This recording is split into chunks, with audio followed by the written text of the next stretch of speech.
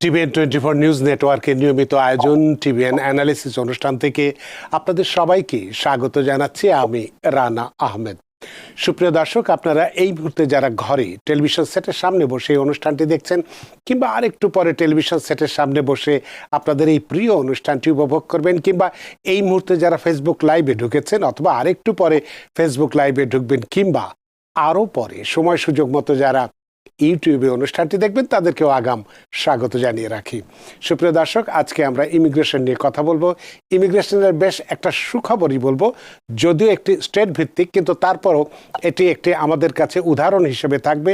যে কোনো সময় যে কোনো রাষ্ট্রে বা যে কোনো স্টেটে এটি প্রয়োগ করলে এই যে ভীতিকর যে অবস্থা আছে ইমিগ্রেশন নিয়ে, সেখান থেকে মুক্তি পাওয়া যাবে।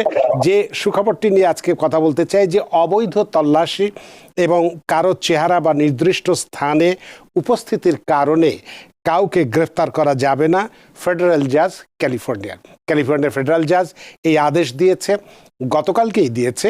সুতরাং এটি নিয়ে আমরা বিস্তারিত কথা বলবো। টোটাল কনসিকুয়েন্সেস কী হতে পারে সে বিষয়গুলো নিয়ে কথা বলবো। সুপ্রিয় দর্শক, এর বাইরেও ইমিগ্রেশন সংক্রান্ত তো আপনাদের অনেক প্রশ্ন থাকবেই, থাকাটাই স্বাভাবিক। সেই প্রশ্নগুলো করবার জন্য আমাদের টেলিভিশন স্ক্রিনে যে টেলিফোন নম্বরটি ভেসে উঠেছে, তারপরেও আমি বলে দিচ্ছি 646-307-9828 এই নম্বরে ফোন করতে পারেন, কিংবা যাদের ফোন করতে একান্তই অসুবিধা হয় তারা আমাদের ফেসবুকেও প্রশ্ন রাখতে পারেন। আমরা সবগুলো প্রশ্নেরই উত্তর দেবার চেষ্টা করব। এবং ইত্যকার এই সমস্ত বিষয়ে বিস্তারিত আলোচনা করবার জন্য আমাদের স্টুডিওর সঙ্গে সংযুক্ত হয়েছেন আমাদের সকলের প্রিয়জন, প্রিয় মানুষ, প্রিয় মুখ, প্রিয় অ্যাটর্নি ইশরাত সামি। অ্যাটর্নি ইশরাত সামি, আপনাকে স্বাগত। আপনাকে ধন্যবাদ। আসসালামু আলাইকুম। ওয়ালাইকুম আসসালাম। আপনাকেও অসংখ্য ধন্যবাদ যে সারাদিনের কর্মব্যস্ততা, কর্মক্লান্তি সবকিছু উপেক্ষা করে আমাদের স্টুডিওর সঙ্গে সংযুক্ত হয়েছেন এবং খুব গুরুত্বপূর্ণ বিষয় নিয়ে আজকে আমরা আলোচনা করব। অ্যাটর্নি ইশরাত সামি, আপনার সাথে এই মূল বিষয়টি যেটি আমি বললাম সেটি নিয়ে আলোচনা করার আগে দু একটি তথ্য দিতে চাই আজকের দিনের ইমিগ্রেশন সংক্রান্ত। সুপ্রিয় দর্শক, আজকের মূল আলোচনা বা বিষয়ের উপরে আলোচনা করার আগে ইমিগ্রেশনের উপরে কিছু কিছু সংবাদ রয়েছে, সেটা আপনাদেরকে জানিয়ে দিতে চাই। প্রথমেই আজকের শীর্ষ ইমিগ্রেশন সংবাদের মধ্যে রয়েছে ইউএসসিআইএস এর পক্ষ থেকে ফিসক্যাল ইয়ার 2026-এর জন্য H-1B কোটার পরিপূর্ণতা, নিকারাগুয়া ও হন্ডুরাসের জন্য অস্থায়ী সুরক্ষিত মর্যাদা বাতিল, ফ্লোরিডার বিতর্কিত অ্যালিগেটর অ্যালকাট্রাস ডিটেনশন সেন্টার সংক্রান্ত চলমান উন্নয়ন এবং কংগ্রেসে একটি দ্বিদলীয় ইমিগ্রেশন সংস্কার বিল পুনরায় উত্থাপিত হয়েছে। এবার বিস্তারিত তুলে ধরছি এই বিষয়গুলো সম্পর্কে। H-1B কোটার পরিপূর্ণতায় বলা হয়েছে, মার্কিন নাগরিকত্ব ও ইমিগ্রেশন পরিষেবা ইউএসসিআইএস ঘোষণা করেছে যে তারা 2026 অর্থ বছরের জন্য কংগ্রেস নির্ধারিত H-1B ভিসার কোটার জন্য যথেষ্ট সংখ্যক আবেদন পেয়েছে। এবার টিপিএস বাতিল সংক্রান্ত হোমল্যান্ড সিকিউরিটি বিভাগ ঘোষণা করছে যে নিকারাগুয়া ও হন্ডুরাসের জন্য অস্থায়ী সুরক্ষিত মর্যাদা বা টিপিএস বাতিল করা হয়েছে, কারণ তারা দাবি করেছে যে ওই দেশগুলোর অবস্থা আগের চেয়ে এখন অনেক উন্নত হয়েছে। অ্যালিগেটর অ্যালকাট্রাস ডিটেনশন সেন্টার সম্পর্কে তথ্য। ফ্লোরিডায় অবস্থিত বিতর্কিত অ্যালিগেটর অ্যালকাট্রাস অভিবাসী আটক কেন্দ্রটি ক্রমাগত তদন্তের মুখোমুখি হচ্ছে। এই কেন্দ্রের বিরুদ্ধে অমানবিক আচরণের অভিযোগ ও আইনি চ্যালেঞ্জ উত্থাপিত হয়েছে। প্রেক্ষিতে American immigration lawyers association alligator Alcatraz ফ্যাসিলিটির বিরুদ্ধে এবং ট্রাম্প প্রশাসনের ইমিগ্রেশন নীতির বিরুদ্ধে চলমান আইনি লড়াই সম্পর্কে একটি প্রতিবেদন প্রকাশ করেছে। এবারে ইমিগ্রেশন সংস্কারের বিল সংক্রান্ত একটি তথ্য। একটি দ্বিদলীয় আইন প্রণেতাদের দল ডিগনিড্যাট নামক একটি বিল পুনরায় কংগ্রেসে উত্থাপন করেছে, যার লক্ষ্য হলো নির্দিষ্ট কিছু অনিবন্ধিত অভিবাসীদের জন্য বৈধ অবস্থানের পথ তৈরি করা, যদিও তা নাগরিকত্বের নিশ্চয়তা দেয় না বলে জানিয়েছে আমেরিকান ইমিগ্রেশন কাউন্সিল। এবারে ইমিগ্রেশন সম্পর্কে সর্বশেষ জনমত, সেই জনমতে আমরা দেখতে পাচ্ছি যে গ্যালাপের সাম্প্রতিক এক জরিপে দেখা গেছে ইমিগ্রেশন নিয়ে আমেরিকানদের মনোভাব আরও ইতিবাচক হয়েছে এবং ইমিগ্রেশন কমানোর পক্ষে থাকা লোকজনের হার কমেছে। অর্থাৎ আমেরিকানরা আগের মতো অভিবাসীদের আর বিতরণ করতে চান না। এই ছিল আজকের ইমিগ্রেশন সংক্রান্ত সর্বশেষ খবর। এবার আমরা আজকে আমাদের মূল আলোচনায় আসতে চাই। অ্যাটর্নি ইশরাত সামি, প্রথমেই যে প্রশ্নটি আপনাকে আমি করতে চাই যে গতকালকে অর্থাৎ এই 17 জুলাই ক্যালিফোর্নিয়ার ফেডারেল কোর্টের বিচারকরা একটি গুরুত্বপূর্ণ প্রিলিমিনারি ইনজাংশন জারি করেছেন এবং এই ইনজাংশনে তারা বলেছেন যে আইনি অনুমতি ছাড়াই বিশেষত কারো চেহারা বা নির্দিষ্ট স্থানে উপস্থিত দেখে কাউকে আটক, গ্রেপ্তার বা তল্লাশি করা যাবে না। আরও বলা হয়েছে যে ফেডারেল এজেন্টদেরকে অবিলম্বে আইনজীবীদের কাছে প্রবেশাধিকার দেওয়ার নির্দেশ, এবং আরও বলা হয়েছে এর ফলে মার্কিন ফেডারেল সরকার যুক্তরাষ্ট্রের সংবিধানের 4th ও 5ম সংশোধনী লঙ্ঘন করেছে। অর্থাৎ এ পর্যন্ত যা কার্যকলাপ আইএসের দ্বারা হচ্ছে তার প্রেক্ষিতে এই বিষয়গুলো, এবং আপনার কাছে জানতে চাইব যে এই আদেশ আর কি কি, এই আদেশে আর কি কি নির্দেশনা রয়েছে, এবং আমরা কি এতে বলতে পারি যে এই আদেশের ফলে আমেরিকায় আইনের শাসন এবং ক্ষমতার বিভাজন তত্ত্ব বা সেপারেশন অফ পাওয়ার কার্যকরভাবে কাজ করছে, এবং এখন থেকে মানুষের মনে এই যে একটা অহেতুক ভয়, সেই ভয়টা দূর হবে। এবং সবশেষ প্রশ্নটি রাখবো আপনার কাছে, এই ফেডারেল স্টেটের যে ফেডারেল জাজরা যে অর্ডারটা দিয়েছেন এটা কি সারা দেশের জন্য প্রযোজ্য হবে কিনা, এই বিষয়টি নিয়ে আপনার কাছে বিস্তারিত জানতে চাই অ্যাটর্নি ইশরাত সামি। ধন্যবাদ রানা ভাই। আপনার শেষ প্রশ্নের উত্তরটা আমি সবার আগে দিব, কারণ আমাদের দর্শকরা এটা শোনার জন্য বেশি আগ্রহী আমার মনে হচ্ছে। আসলে গত 2-3 সপ্তাহ আগে হলে আমি বলতাম যে হ্যাঁ প্রযোজ্য হবে, কিন্তু অ্যাকচুয়ালি এটা অনলি 7 কাউন্টি, যেখানে ডিসিশন হয়েছে সেখানকার আশেপাশে 7 কাউন্টিতে অ্যাপ্লাই হবে। তার মানে হচ্ছে যে অন্য স্টেট অথবা অন্য জায়গায় যদি সিমিলার কাইন্ড অফ প্রবলেম হয়, তাহলে সেই স্টেটে কেসগুলো আবার ওই স্টেটের কোর্টে নিতে হবে। সো যদিও এই কেসের এই ডিসিশনটা সবাইকে মানে ব্ল্যাঙ্কেট ভাবে আমরা অ্যাপ্লাই করতে পারবো না, কিন্তু এটা আমরা উদাহরণস্বরূপ অন্য কোর্টে কেস নিয়ে এই লটা অ্যাপ্লিকেবল করা সম্ভব। যে ওই কোর্টে যা যেরকম দিয়েছে, যে যা আদেশ দিয়েছে হচ্ছে যে আইস যেমন ফ্লোরিডাতে দেখা গেছে বাস স্টপে গিয়ে ডিটেইন লোকজনকে অ্যারেস্ট করছিলেন এবং ওদেরকে ডিটেইন করেছেন। দেখা গেছে ওখানে বেশিরভাগ ল্যাট্রিনোরা উপস্থিত ছিল। তারপরে ফার্ম হাউসে গিয়েছেন, তারপরে হচ্ছে যে আপনার গ্যাস স্টেশনে, এরকম বিভিন্ন জায়গায় তারা আইস টার্গেট করছিল এবং একটা বিশেষ গ্রুপকে। সো জাজ যেটা বলেছেন যে আপনি যদি under US constitution 4th amendment আমাদেরকে দেয় হচ্ছে protection against the unreasonable search and seizure. তার মানে হচ্ছে যে আইস যদি আপনাকে অ্যারেস্ট করতে আসে তাদের কাছে প্রবেবল কজ লাগবে, যাতে তাদের কাছে কারণ থাকতে হবে কেন তারা আপনাকে অ্যারেস্ট করছেন, এবং যদি সেটা না থাকে তাহলে অন্য যেটা থাকতে হবে সেটা হচ্ছে অ্যারেস্ট ওয়ারেন্ট, এবং যে অ্যারেস্ট ওয়ারেন্টে স্পেসিফিক পার্সনের নাম থাকতে হবে, যেটা আইসের কাছে ছিল না। সো এই জাজ বলছে যে আপনি কোনো বিশেষ গোষ্ঠীকে টার্গেট করতে পারেন না এবং কোনো বিশেষ জায়গায় টার্গেট করতে পারেন না, এবং কারো বিশেষ অ্যাপিয়ারেন্সের জন্য তাদেরকে অ্যারেস্ট করতে পারেন না উইদাউট প্রবেবল কজ।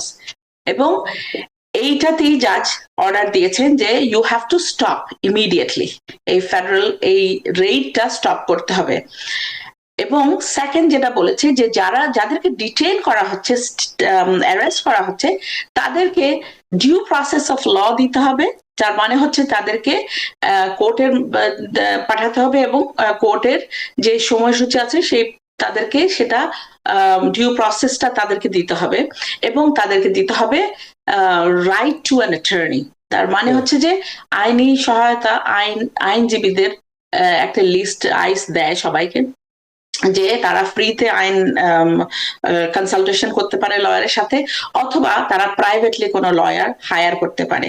সো এই জিনিসগুলো জাজ ডিসিশনে দিয়েছে যাতে আমাদের এটা প্রোটেক্টেড হয়, সিভিলদের রাইটটা আন্ডার দ্য কনস্টিটিউশনে। আমাদের যে 10th অ্যামেন্ডমেন্ট আছে ওর মধ্যে বিল অফ রাইটে যে আমাদের সিভিলিয়ানদের যে right, so even though they are undocumented, they are illegal, still they have right under the constitution. So এটাই বোঝা যাচ্ছে যে এই দেশে আইনে যেমন সেপারেশন অফ পাওয়ার আছে, যে গভর্নমেন্ট, কোর্ট, এরা একজন একজনের পাওয়ার মিসইউজ যেন না করতে পারে। তো এখন আমাদের কোর্ট যেটা দেখাচ্ছে যে অ্যাডমিনিস্ট্রেশন যেটা মিসইউজ করছে পাওয়ারের, কোর্ট সেটাকে স্টপ করে দিচ্ছে, which is a very good news. আমাদের হতাশ হওয়ার কোনো কারণ নাই। দেখেন আমরা পরপর দুটো জাজকে দেখেছি, আরেকটা জাজ পজ করে দিয়েছে বার্থ রাইট সিটিজেনশিপের ওইটা, এবং এই জাজ আমাদেরকে দিয়েছে যে আপনি আননেসেসারি মানুষকে হয়রানি যেটা স্বীকার করছে আইস, সে রেড ওরা যেভাবে ইচ্ছা সেভাবে রেড করতে পারে না এবং ডিটেইন করতে পারে না মানুষকে। So this too is like a big winning for us. এটা হচ্ছে লিগ্যাল ব্যাটেল, এবং এটা প্রত্যেকটা স্টেটে তারা কেসগুলো আনতে পারে সবাই। সো এটাতে যেটা হবে যে স্টেটে, প্রত্যেকটা স্টেটে এই যে সমস্যাগুলো হবে, এবং প্রত্যেকটা স্টেটে ডিস্ট্রিক্ট কোর্টে এই কেসগুলো মানে হাজারো হাজারো কেস ফাইল হবে, যার জন্য কোর্ট আরো স্লো ডাউন করবে, এবং এটা অ্যাকচুয়ালি তাদের জন্য এটা হিতে বিপরীত হচ্ছে। Whereas আমাদের লোকজনের জন্য it's a very very good news, which is we can say it's like a winning battle for us. তার মানে আপনি যেটা বলতে চাচ্ছেন যে এটা হয়তো এই মুহূর্তে যেটা আমরা দেখছি যে ক্যালিফোর্নিয়ার একটা স্টেটে হলেও ভবিষ্যতে এটা অন্যান্য স্টেটগুলোতে হলে পুরো স্টেটেই তখন চলে আসবে এবং আলটিমেটলি এটি কার্যকরী হবে না, সুপ্রিম কোর্টে যাবে, তারপরে সেখান থেকে হয়তো যে আদেশ আসবে পরবর্তীতে সেটাই হয়তো পালিত হবে। তো এই আদেশের দিক থেকে যেটুকুন আপনি আলোচনা করলেন তার যে গুরুত্বটা যেটা আমরা বুঝতে পারলাম সেটা হচ্ছে রেস বা ভাষা, ল্যাঙ্গুয়েজের ভিত্তিতে গ্রেপ্তার যেটা করা হতো সেটা কঠোরভাবে বন্ধ করার কথা বলা হয়েছে। আইনি সহায়তার নিশ্চয়তা দেওয়া হয়েছে যেটা আপনি বললেন একটু আগে, যে এবং নাগরিক স্বাধীনতার যে প্রতিরক্ষা সেই ব্যবস্থাটাও স্পষ্ট করে দেওয়া হয়েছে, হুইচ ইজ ভেরি গুড। যে এটি একটি এই বর্তমান সময়ে যে মানুষের মনে যে একটা আতঙ্ক, ভয়, ভীতি নানান কিছু বিরাজ করছে সেটা থেকে অন্তত রক্ষা পাওয়া যাবে। হ্যাঁ, যে আপনি কারো অ্যাপিয়ারেন্স দেখে তাকে অ্যারেস্ট করছেন অথবা স্পেসিফিক লোকেশনে যাচ্ছেন, এই ধরনের লোকদের পাবেন, সেটা মনে করে যদি আপনি রেড করেন এবং অ্যারেস্ট করেন সেসব জায়গা থেকে, সেই কেসগুলো লাইক উইনিং আর কি, সেই কেসগুলো বন্ধ হচ্ছে আর কি। অনেক ধন্যবাদ আপনার এই বিষয়টি বিস্তারিতভাবে আলোচনা করবার জন্যে।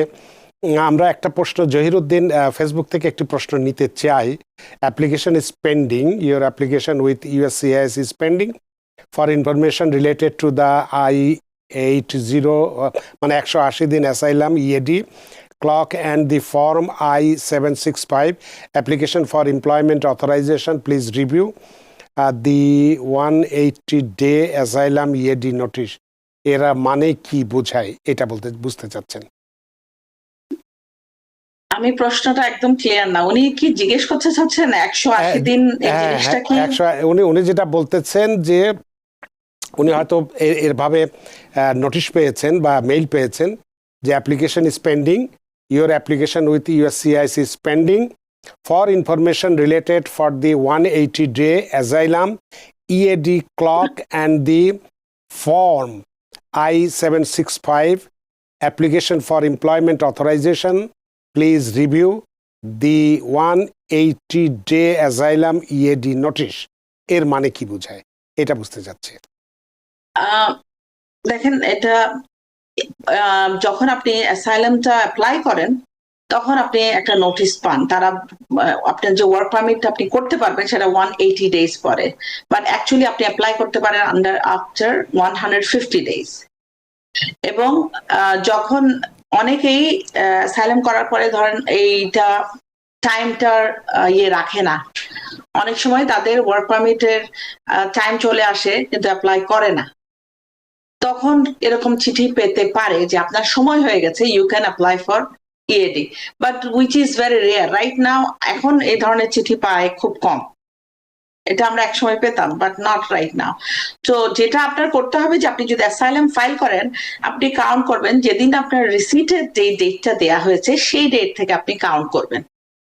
আপনি হয়তো 2 সপ্তাহ আগে, তারও 2 সপ্তাহ আগে অ্যাপ্লিকেশনটা পাঠিয়েছেন, কিন্তু কাউন্ট করতে হবে যেদিন অ্যাকনলেজমেন্ট পেয়েছেন, অ্যাকনলেজমেন্টের যে ডেটটা লিখেছে তারা, সেই ডেট থেকে আমরা 150 ডেজ পরে আমরা অ্যাপ্লাই করতে পারবো। 180 ডেজ ইয়েটা অ্যাপ্লাই হবে আর কি for work permit to apply. আরেকটা জিনিস আমি বলতে চাচ্ছি যে রানা ভাই, যেটা আমরা নিউ, এটা I should say good news or bad news, I don't know, যদি রিসেন্ট যারা অ্যাপ্লিকেশন করছেন এবং application just for the sake of application করছেন এবং প্রপারলি করছেন না অ্যাসাইলাম অ্যাপ্লিকেশন গুলো, আপনি যদি প্রপারলি না করেন তাহলে কিন্তু আপনার ডিসমিসাল আপনি পেতে পারেন আপনার অ্যাপ্লিকেশনের, because it's not done properly.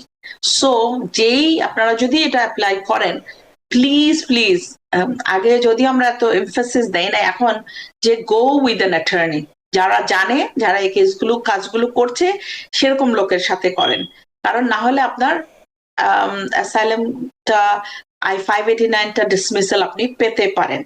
এখন এই ধরনের ইয়েগুলো পাওয়া যাচ্ছে চিঠি। সো এটা ভেরি কেয়ারফুল, সবাইকে এটা নিয়ে কেয়ারফুল হতে হবে যে if you file something you should file with properly, যাতে এটা ডিসমিস না হয়। অনেক ধন্যবাদ জনাব, যিনি প্রশ্ন করেছিলেন, নামটি আপনার চলে গেছে, তা আপনার প্রশ্নের জন্য অনেক ধন্যবাদ এবং আশা করি সেই সাথে আরও একটু উপদেশ যারা অ্যাসাইলাম সিক করছেন তাদের জন্য কিন্তু একটু চমৎকার একটু টিপস দেওয়া হলো, বিষয়টির দিকে গুরুত্ব দেবেন। আমরা একটু টেলিফোনে যাব। সুপ্রিয় দর্শক, কে আছেন টেলিফোনে? দয়া করে নাম পরিচয় দিয়ে আপনার প্রশ্নটি করুন। জি, আসসালামু আলাইকুম। ওয়ালাইকুম আসসালাম। আমার নাম শহীদ মজুমদার, আমি ক্যালিফোর্নিয়া থেকে বলছি। জি। আমি 2019 আমার ওয়াইফ এবং আমার বাচ্চার জন্য অ্যাপ্লিকেশন করছি। আপনি সিটিজেন?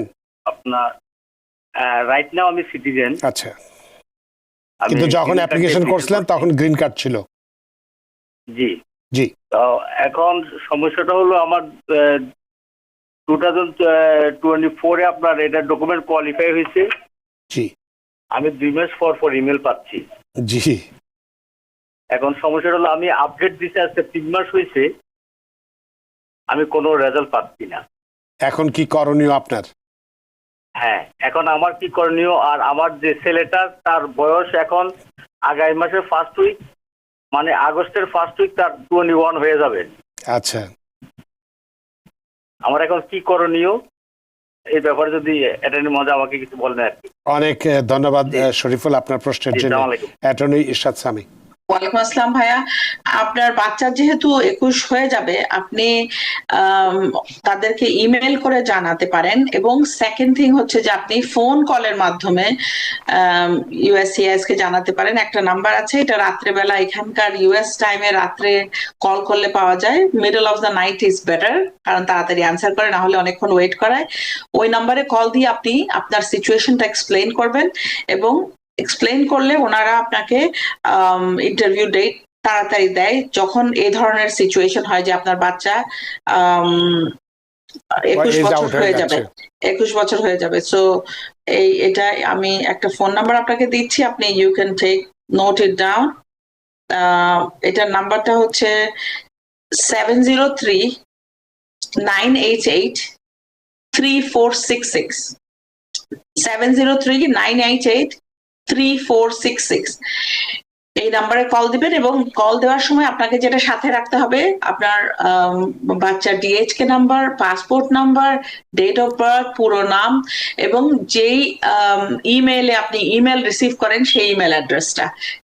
এই ইনফরমেশন গুলো আপনার লাগবে। অফিসার আপনাকে জিজ্ঞেস করবে, এবং আপনি ওনাকে আপনার সিচুয়েশনটা এক্সপ্লেইন করলে ওনারা আপনাকে একটা ডেট দিবে।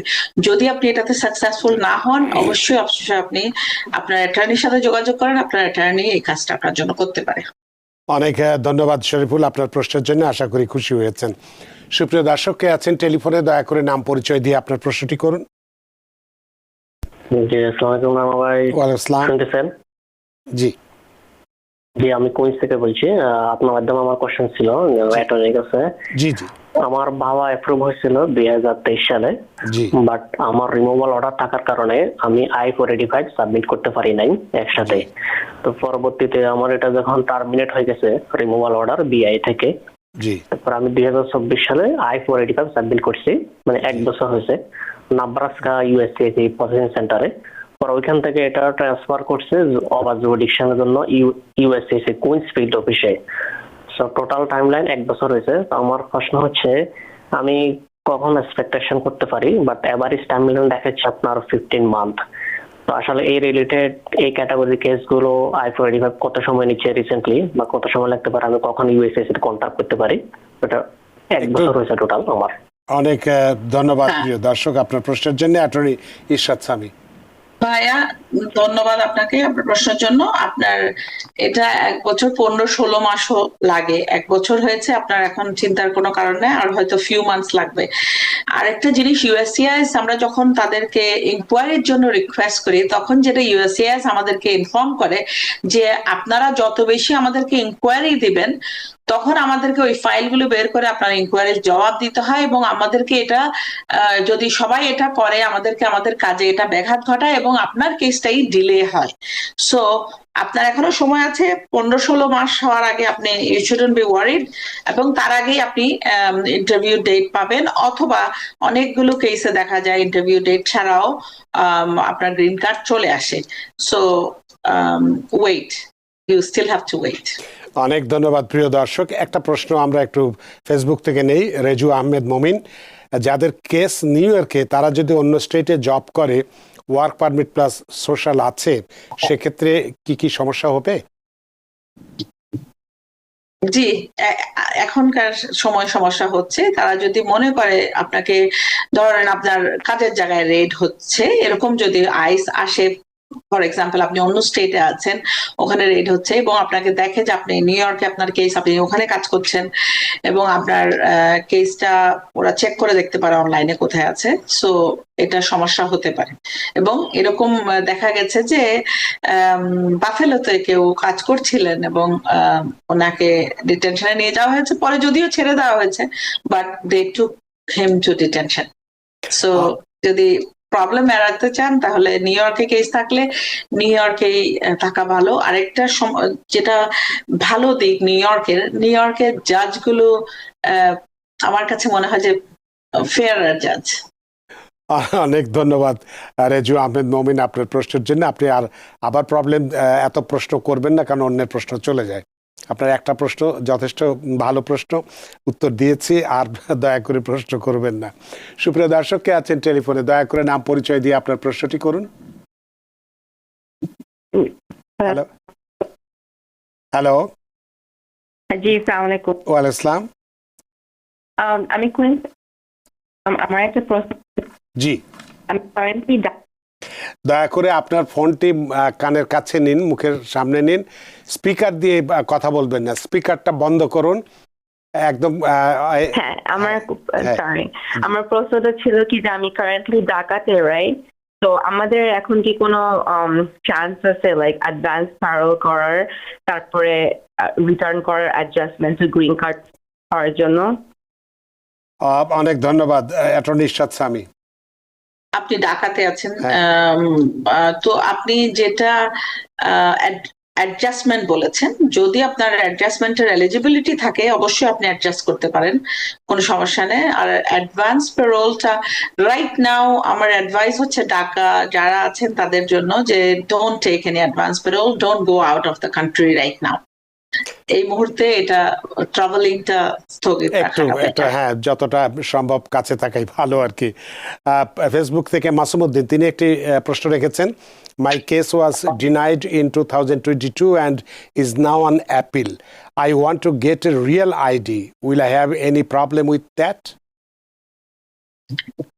ওনার কেস বলছেন 2022 তে কি? হ্যাঁ, যে বলছে my case was denied in 2022 and now it is on appeal. হ্যাঁ, অ্যাপিলে আছে। রিয়েল আইডি হচ্ছে যে আপনি ট্রাভেল করতে যদি চান, ইভেন উইদিন স্টেটস এর মধ্যে, তাহলে সেটা আপনাকে দেখবে তারা ডিএমভি তে কিছু লিস্ট অফ ডকুমেন্ট আছে, আপনি যদি সেটাতে কোয়ালিফাই করেন then they will give you the real ID. There are some document, I don't remember exactly ডকুমেন্টের লিস্টটা, এটা আপনি ডিএমভি তে দেখেন এবং দেখলে ওখানে বলতে পারবেন যে আপনাকে দেওয়া হবে কিনা। ইউজুয়ালি তারা মনে হয় আপনার কি ধরনের কেস আছে এবং ইউএসসিআইএস এর একটা নোটিশ চায়, তারপরে সোশ্যাল সিকিউরিটি আছে কিনা, ওয়ার্ক পারমিট আছে কিনা, অল দিস দেখে। যদি আপনার এই ডকুমেন্ট গুলো আপনি কোয়ালিফাই করেন তাহলে আপনি পেতে পারেন এটা। অনেক ধন্যবাদ মাসুমউদ্দিন। সুপ্রিয় দর্শক, কে আছেন টেলিফোনে? দয়া করে নাম পরিচয় দিয়ে আপনার প্রশ্নটি করুন। আসসালামু আলাইকুম, আমি ভার্জিনিয়া থেকে মোহাম্মদ বলছিলাম। জি, আমার একটা প্রশ্ন হচ্ছে, আমি 8 মাস আগে আপনার বর্ডার ক্রস করে ইউএসএতে আসি। জি, তো আমার এই গত সপ্তাহে আপনি আইএস এর সাথে দেখা করতে গেছিলাম। জি, তো ওরা আমাকে মনিটরি ডিভাইস পড়াই দিছে যে এখন আমি রিমুভালের জন্য কি করতে পারি, কারণ আমার কোনো অপরাধ, কোনো স্ট্যাটাস নাই, আমি অ্যাসাইলাম চেক করছি এখানে। জি, ভাইয়া, আইস এটা আপনাকে একা করছে না, এখন অনেককেই এটা করছে। জাস্ট একটু হোল্ড করেন, আপনার কেসে কি অবস্থা হয় একটু দেখে কিছুদিন পরে আপনি রিকোয়েস্ট করতে পারেন। যাদের কোনো, আমি এটা জেনারেলি উত্তরটা দিব, আপনার জন্য স্পেসিফিকলি আমি জানি না আপনার পুরো ফ্যাক্টসটা। আমি আমরা কিছু লোকের জন্য, যাদের জন্য আমরা করেছি তাদেরটা এক্সাম্পল দিচ্ছি।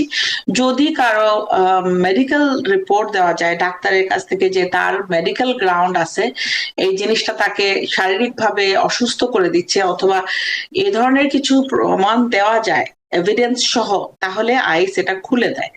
So you have to have that ground, যে আপনার কোনো মেডিকেল গ্রাউন্ড আছে কিনা, কোনো অসুস্থতা, আপনি এটার কারণে কোনো অ্যালার্জিক রিয়াকশন হচ্ছে, সামথিং, আই ডোন্ট নো। যদি আপনার এরকম থেকে থাকে then you can request them to remove it, তো ওরা রিমুভ করে। তবে যেটাই হলো যে মাহমুদ, যে আপনার বিষয়টি যেহেতু আপনাকে মনিটর ডিভাইসটা পড়িয়ে দিয়েছে, চেষ্টা করবেন যাতে কোনো রকম ছোটোখাটো, একেবারে ছোটোখাটো কোনো রকম অপরাধও যেন না করেন, যে সাইকেল চালাচ্ছেন বা গাড়ি চালাচ্ছেন, হঠাৎ করে একটু আপনার সিগন্যাল ব্রেক করলেন, মানলেন না, এই ধরনের অপরাধও যেন না হয়, তাহলে আপনার জন্য সুবিধা হবে। চেষ্টা করবেন একদম ফ্রি ফেয়ার থাকার জন্য। আপনার প্রশ্নের জন্য অনেক ধন্যবাদ মাহমুদ। সুপ্রিয় দর্শক, কে আছেন টেলিফোনে? দয়া করে নাম পরিচয় দিয়ে আপনার প্রশ্নটি করুন। জি, জি, আমি আফরিন বলছিলাম। তো আমার আম্মা হচ্ছে এখানে আছে, উনি ভিসাতে এসে হচ্ছে অ্যাসাইলাম করতে হয়েছে তার কোনো একটা কারণে। তো তার বয়স হচ্ছে 70 ইয়ার্স। তো তার এই মুহূর্তে যে সিচুয়েশনটা, তার হচ্ছে হোম কেয়ার দরকার ছিল। তো এটা কি তার জন্য, হোম কেয়ারের জন্য অ্যাপ্লাই করাটা কি তার জন্য ঠিক হবে, বা সে কি পাবে? আমার কোশ্চেনটা এটা ছিল। আপনি একটু লাইনে থাকবেন যদি কোনো প্রশ্ন থাকে। অ্যাটর্নি ইরশাদ সামি। আসলে হোম কেয়ার এটা আমি I will suggest that উনি যেহেতু অ্যাসাইলাম সিকার রাইট নাও, যদি এটা প্রয়োজন না হয়, না নেওয়াটা better, if you guys can deal with it, কারণ because it's also a public fund. হ্যাঁ, এবং পাবলিক ইয়ার মধ্যে চলে আসে, চার্জের মধ্যেও চলে আসে বলা যায়। তো যতটা না নেওয়াটাই ভালো, যদি নিয়ে থাকতে পারেন খুব ভালো, অনেক ভালো। আয়েশা আক্তার তিনি একটু বলেছেন যে আমাদের অনলাইনে কেস নেই এখন, শুনতেছি অনেক মানুষের অ্যাসাইলাম ক্যান্সেল করতেছে, এখানে আমার কি করণীয়? আমরা 2022-এ আমেরিকায় আসছি, অলসো আমার ওয়ার্ক পারমিট আছে, 6 মাস হয়ে গেছে। এ ব্যাপারে আপনার কি প্রশ্ন?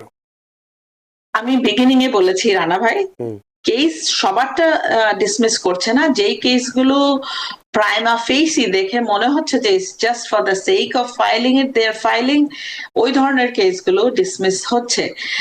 তো যদি কারো এরকম কেস হয়ে থাকে যে আপনার কেসটা ডিসমিস করা হয়েছে, তাহলে হতাশ হওয়ার কোনো কারণ নাই। দেয়ার আর আদার প্রসেসে আমরা আপনার কেসটা নিয়ে যেতে পারি। সো হতাশ হবেন না, অন্য দেয়ার আর আদার ওয়ে। আর ওনার যেটা বলছে, উনি 2022-এ ওনার কেসটা ফাইল করেছে, ওনার ওয়ার্ক পারমিট আছে, তাহলে তো ওনার চিন্তার কারণ নাই। চিন্তার কোনো কারণ নেই। কারণ নাই, কিন্তু আপনারা যারা, আমি সবার উদ্দেশ্যে বলছি, যারা অ্যাসাইলাম কেস ফাইল করেছেন এবং ওয়েট করছেন, অনেকেই এখন ইন্টারভিউ ডেট দিয়ে দিচ্ছে খুব তাড়াতাড়ি। সো এই জন্য আপনাকে রেডি থাকতে হবে। আপনার যে কেস যেটাকে সাপোর্ট করে, যে এভিডেন্স গুলো আপনার দরকার, সেগুলো যেন আপনার কাছে থাকে। আপনার কেস সম্বন্ধে যেন আপনি ভালো, অলওয়েজ আপনার মনে থাকতে হবে কি কি কি আপনি ফাইল করেছেন। যেমন আমরা অনেক আগে যদি কোনো কিছু ফাইল করে থাকি অথবা লিখে থাকি, অনেক সময় আমরা ভুলে যাই, আমরা তো মানুষ, ভুলে যাওয়াটা স্বাভাবিক। তো সেগুলো আপনার নিজেকে নিজে রিমাইন্ডার দিবেন, প্লাস এভিডেন্স গুলো সব সংরক্ষণ করতে থাকেন। কিভাবে আপনার কেসটাকে ভালো করা যায় সেটা আপনি নিজে না বুঝলে যারা প্রফেশনাল আছে তাদের সাথে যে কথা বলেন এবং কেসগুলোকে স্ট্রং করেন। আমরা এখনো পর্যন্ত আমাদের অফিস থেকে আমরা এখনো অ্যাসাইলাম কেস উইন করছি, এবং অ্যাসাইলাম অফিস থেকেও কেস উইন করছি, প্লাস কোর্টের কাছ থেকেও কেস উইন করছি। তো উইন করা এটা বিগ ডিল না, যদি আপনার কাছে আপনার কেসকে সাপোর্ট করার মতো সব ডকুমেন্টস গুলো যদি থাকে, এভিডেন্স থাকে আপনাকে। অনেক ধন্যবাদ আয়েশা আক্তার, আশা করি প্রশ্ন উত্তর পেয়েছেন। সুপ্রিয় দর্শক, কে আছেন টেলিফোনে, দয়া করে নাম পরিচয় দিয়ে আপনার প্রশ্নটি করুন। আসসালামু আলাইকুম। ওয়ালাইকুম আসসালাম। আমি রিহান খান, ফ্লোরিডা মায়ামি থেকে। জি, আমার কোশ্চেন হয়েছে স্যার, আমি 2022 তে আসছি। জি, আসার পরে আমারে ফেরেলে মুক্তি দিছে। জি, পরে আমি বের হয়ে লয়ার দইরা আমি এসালাম সাবমিট করছি। জি, তখন ওনারা আমার এসালাম অ্যাকসেপ্ট করছিল। জি, পরে ও এখন আমার ওয়ার্ক পারমিট শেষ। এখন আমার অনলাইনে আমি চেক করে দেখি যে আমার এসালাম ক্যান্সেল করে দিছে ওনারা। আচ্ছা, আমার করণীয় কি তাতে? অনেক ধন্যবাদ রেহান খান আপনার প্রশ্নের জন্য। অ্যাটর্নি ইরশাদ সামি। ধন্যবাদ ভাইয়া। আপনার নিশ্চয়ই লয়ার আছে, আপনার কেস যখন ইয়ে হয়েছে আপনি লয়ারের সাথে যোগাযোগ করেন। আর যদি কোনো ইয়ে না হয়, আপনার কেস কি কারণে বন্ধ করেছে, যদি আপনি কোনো কোর্টের ডেট মিস করে থাকেন, ফর এক্সাম্পল আমি জাস্ট উদাহরণ দিচ্ছি জেনারেলি সবার জন্য, যদি আপনি কোনো কোর্টের ডেট আপনাকে দেওয়া হয়েছে কিন্তু আপনি হয়তো পাননি কোর্টের ডেটটা, যে কারণে আপনি যাননি কোর্টে, সেই কারণেও অনেক সময় অ্যাসাইলাম কেসগুলো ডিনাই করে দেওয়া হয়। তো সেটা হয়েছে কিনা, অথবা আপনি অন্য কোনো কারণে কেন আপনার কেসটা ডিনাই হয়েছে, এটা জানাটা ভেরি ইম্পর্টেন্ট। আর যদি জেনে থাকেন তাহলে ইমিডিয়েটলি সেটা নেক্সট স্টেপ যেটা সেটা করা উচিত। সো যদি আপনার অ্যাবসেন্সি, আপনি না যাওয়ার কারণে আপনার কেসটা ডিনাই হয়ে থাকে, তাহলে আপনি মোশন টু রিওপেন করবেন, সেটাতে আপনার কেসটা আবার ক্যালেন্ডারে ব্যাক করে দেওয়া হবে। বাট এটা প্রপারলি করতে হবে। জাস্ট যেমন ইচ্ছা তেমন করে ফর্ম ফিল আপ করে পাঠিয়ে দিলাম, ওভাবে হবে না। এখন সবকিছুতে প্লিজ প্লিজ অ্যাটর্নি ইউজ করবেন যারা জানে বোঝে তাদের কাছে। অনেক ধন্যবাদ রেহান খান আপনার প্রশ্নের জন্য। ফেসবুকে তিনজনের প্রশ্নটা প্রায় একই রকম, এটা বলে আমি আবার একটু ফোনে যাব। রাজু আহমেদ মমিন, তিনি বলছেন জব যদি মার্কেটিং জব হয়, নিউ ইয়র্কে নিয়োগ পেয়ে যদি কাজের জন্য মাঝে মধ্যে অন্য স্টেটে যেতে হয়, জব আইডি কার্ড বা ওয়ার্ক পারমিট যদি সাথে থাকে প্রবলেম হবে কি না, এই একটা প্রশ্ন। আরাফাত রহমান বলছে যে আমার কেস নিউ ইয়র্কে ওয়ার্ক পারমিট সোশ্যাল নাম্বার আছে, কাজ করছে আলবেনিতে, সেক্ষেত্রে আমার কোনো সমস্যা হবে কি না। রুবেল আহমেদ বলছেন যে আমি একজন অ্যাসাইলাম আবেদনকারী, ওয়ার্ক পারমিট সোশ্যাল পেয়েছি, একটা জব পেয়েছি মার্কেটিং, নিউ ইয়র্কে নিয়োগ পেয়ে যদি কাজের জন্য মাঝে মাঝে স্টেটে ওই একই প্রশ্ন অন্য জায়গায় যায়, কোনো সমস্যা হবে কিনা। দেখেন, মাঝে মধ্যে যাওয়াটা as a marketing person that's fine. সেটা আপনাকে যদি কখনো আইসের প্রশ্নের সম্মুখীন হন, দেন আপনি আপনার সেলফ এক্সপ্লেইন করতে পারেন যে আপনি এরকম মার্কেটিং জব আছে, অ্যাকচুয়ালি আপনার জবটা নিউ ইয়র্কে, বাট মার্কেটিং জবের থাকার কারণে আপনাকে বিভিন্ন স্টেটে ট্রাভেল করতে হয়। দ্যাট শুড বি ফাইন, সেটা কোনো সমস্যা নেই। হ্যাঁ, কিন্তু it's all depend on the ICE officer, যে সে কিভাবে আপনাকে ইয়ে করছে। তার যদি ইচ্ছা থাকে যে আপনাকে বদার করবে, দেন হি ক্যান। আর যদি নিউ ইয়র্কে কেস থাকে আলবেনিতে কাজ করে, it's in the new York state, কিন্তু যদি নিউ ইয়র্ক সিটিতে কেস থাকে, আপনি আলবানিতে মুভ করেন, তাহলে ওরা হয়তো আপনার কেসটা ওখানে বাফেলো কোর্টে আলবানির কেসগুলো ইউজুয়ালি বাফেলোতে হয়, তো ওখানে সেন্ড করে দেয় আর কি। তো এটা আপনাকে বলতে হবে, যদি ফর এক্সাম্পল কেউ যদি হঠাৎ করে ধরা পড়ে এরকম, তাহলে যদি আপনি মনে করেন যে আপনি রিসেন্টলি গেছেন ওখানে, ফর এক্সাম্পল আপনি বলতে পারেন আপনি 1-2 সপ্তাহের মধ্যে গিয়েছেন, আপনি আপনার অ্যাটর্নিকে জানিয়েছেন, অ্যাটর্নি হয়তো এটা প্রসেসিং করছে, এটা বললে আপনি একটু পার পেতে পারেন। কিন্তু সে তো কেস নিউ ইয়র্কে, ওয়ার্ক পারমিট, সোশ্যাল নাম্বার তো এখানকার। না ভাইয়া, যদি ওখানে সেটাই আপনি যদি ইমিডিয়েটলি মানে রিসেন্টলি যান, 1 সপ্তাহ 2 সপ্তাহ হয়েছে, এবং আপনি আপনার অ্যাটর্নিকে জানান, অ্যাটর্নি হয়তো এটা প্রসেস করছে, সো এটা আপনার একটা গুড এক্সকিউজ। অনেক ধন্যবাদ রুবেলা আহমেদ, আরাফাত এবং রাজু আহমেদ। আপনাদের তিনজনের প্রায় একই রকম প্রশ্ন ছিল, আশা করি প্রশ্নের উত্তর পেয়েছেন। সুপ্রিয় দর্শক, কে আছেন টেলিফোনে, দয়া করে নাম পরিচয় দিয়ে আপনার প্রশ্নটি করুন। হ্যালো, আসসালামু আলাইকুম। ওয়ালাইকুম আসসালাম। জি, আমি মাইনুল ইসলাম বলছি ক্যালিফোর্নিয়া থেকে। জি যে আমার প্রশ্ন হলো 2020-তে আমরা বর্ডার ক্রস করে আসছি, ওয়ার্ক পারমিট সোশ্যাল আছে, এখন যদি আমরা ইউএসএ সিটিজেনশিপ কাউকে বিয়ে করি, আমাদের কি গ্রিন কার্ডে অ্যাডজাস্টেবল করতে পারবো কিনা? অনেক ধন্যবাদ অ্যাটর্নি ইরশাদ সামি। জি ভাই, উনি মনে হয় বলেছে বর্ডার ক্রস করে হ্যাঁ, আসছে, বর্ডার তাই না? ক্রস করে 2020 সালে এসেছেন, এবং অ্যাসাইলাম পেন্ডিং আছে। ওয়ার্ক পারমিট আছে, আছে, সবই আছে। যদি যদি এখন কোনো সিটিজেনকে বিয়ে করে, তাহলে গ্রিন কার্ড পাওয়ার ক্ষেত্রে কোনো সুবিধাজনক অবস্থায় যেতে পারেন কিনা? জি, অবশ্যই যেতে পারেন, কিন্তু এটা একটা স্পেশাল প্রসেসিং এর মাধ্যমে আপনাকে করতে হবে, যেহেতু আপনার কেস কোর্টে আছে, আপনি বর্ডার ক্রস করে এসেছেন। অনেক অনেক ধন্যবাদ প্রিয় দর্শক আপনার প্রশ্নের জন্য। সুপ্রিয় দর্শক, কে আছেন টেলিফোনে, দয়া করে নাম পরিচয় দিয়ে আপনার প্রশ্নটি করুন। জি, আসসালামু আলাইকুম রানা ভাই। ওয়ালাইকুম আসসালাম। আমার প্রশ্ন হচ্ছে, আমি বর্ডার ক্রস করে আসছি 2021-এ। আমি বিয়ে করেছি 2023-তে। জি আমার ওয়াইফ হচ্ছে ইউএস সিটিজেন। জি আমার একটা বাচ্চা আছে 1 ইয়ার্সে। জি but I am to apply I-130। জি বাট আমি কি বাংলাদেশে যেতে হবে যে আমার গ্রিন কার্ডের জন্য, না এইখানেই আমার হবে? অনেক ধন্যবাদ প্রিয় দর্শক, অ্যাটর্নি ইরশাদ সামি। ধন্যবাদ ভাইয়া, আপনি বলেছেন আপনার মনে হয় বর্ডার ক্রস করে আসছেন, আপনার অ্যাসাইলাম কেস পেন্ডিং। আগের প্রশ্নটার মতোই প্রায় সিমিলার আপনার প্রশ্নটা ভাইয়া। সো আপনি এখান থেকে করতে পারেন, বাট স্পেসিফিক প্রসিজিয়ারের মাধ্যমে করতে পারেন, এটা সম্ভব এখান থেকে করা। এখান থেকে নেওয়াটাই ভালো, ওখানে না যেয়ে এখানে যাওয়াটাই ভালো। অনেক ধন্যবাদ। সর্বশেষ একটি প্রশ্ন হাইবুর রহমান জানতে চেয়েছেন যে আমার F2A category 2 years waiting for interview, my priority date 2021 DQ to 2023, now I am 20 years old, my age will be locked if interview come late. কিভাবে এটা হবে? যদি ওনার জন্য অ্যাপ্লাই করে থাকে ওনার প্যারেন্টস, এবং প্যারেন্টস যদি ইউএস সিটিজেন হয়ে যায়, তাহলে অনলি ওনার এইজটা লকড হবে, যেদিন প্যারেন্টস সিটিজেন হবে সেদিন। আর যদি এটা না হয়, তাহলে ওনার জন্য যিনি অ্যাপ্লাই করেছেন উনি ওই what do you call, actually with আপনার ইনফরমেশনটা দিয়ে একটা অ্যাটর্নির কাছে যান who does this kind of work, whether they can expedite your case because you're going to run out of your age.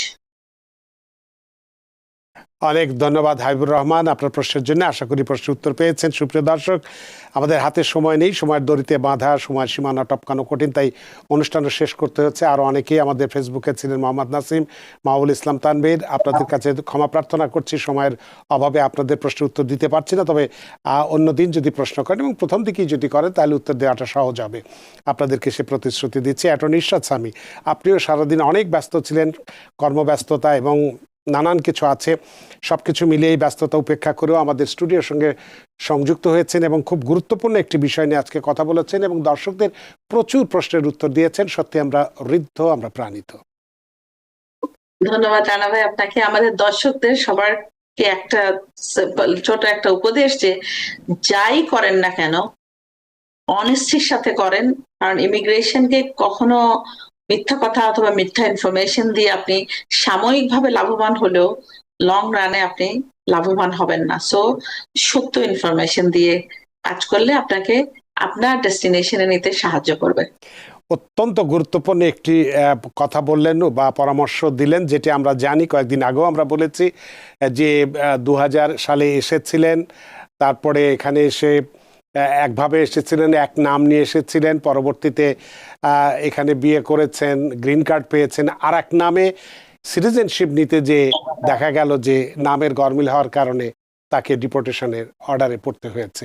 সুতরাং এই যে প্রশ্নটি যেটি বলা হলো, যে উপদেশটি দেওয়া হলো, অত্যন্ত গুরুত্বপূর্ণ। যেটাই হোক সত্তর যেটি সেটি আমরা বলবো, কোনো রকম মিথ্যা আশ্রয় নিব না, তাহলে আমরা প্রবলেমে পড়বো। আপনাকে আবারও ধন্যবাদ ইরশাদ সামি।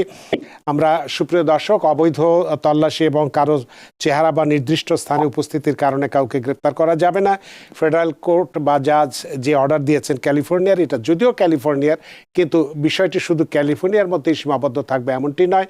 আস্তে আস্তে এটি আমাদের যে 50টি স্টেট আছে সেখানের যে এটা ছড়িয়ে পড়বে, এবং দেখা যেতে পারে যে আজকে যে ইমিগ্রেশন নিয়ে আমাদের মধ্যে বা যে ভয় ভীতি চলছে, সব কিছু নিয়ে যে আমরা একটা আতঙ্কের মধ্যে আছি, সেটা থেকে আমরা অবসান পেতে পারি, সেটা আমরা নিশ্চিত করে বলতেই পারি। সুপ্রিয় দর্শক, আশা করি আজকের অনুষ্ঠানে আপনাদের যথেষ্ট ভালো লেগেছে। যে যেখানেই থাকুন, ভালো থাকুন, সুস্থ থাকুন, নিরাপদে থাকুন TBN 24 নিউজ নেটওয়ার্কের সাথেই। শুভরাত্রি। TBN 24 টেলিভিশন দেখতে আজই কল করুন 7187776556। লগ ইন করুন www.totalcablebd.com। নিউ ইয়র্ক থেকে সম্প্রচারিত TBN 24 টেলিভিশন বিশ্বজুড়ে বাঙালির কণ্ঠস্বর।